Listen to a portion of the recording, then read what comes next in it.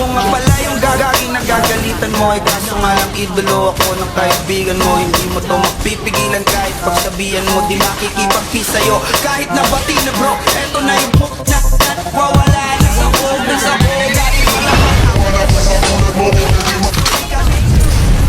talaga pag ako ang nakapinsala. Kapag sa lupit, ganito ang nakakulit. Di kung ayaw mo sa'kin pero mapakinggan mo ulit. Daming gusto pumapit pero kapit na punit. Kanta ko ay lagi fresh na parang bagong bukit. Mangingiting kanina pa kita pinuputak. Todo mo na yan parang kuting makit. Parang masita na sila kasaan na tak. Oo, kung ano-ano yung sinasabi. Yan mo na tol, 6 plus na kasi yan eh. Lahat parang sa isyo makasabi. Yung mga may galit, mga walang tayo.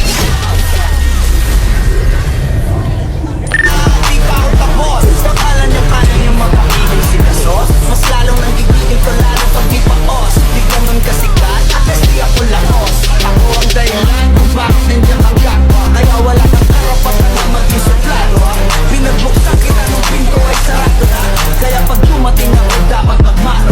Kaya magmano ka para pag natalo may balato ka. Wala nang dapat pa na pagtalunan may nanalo na.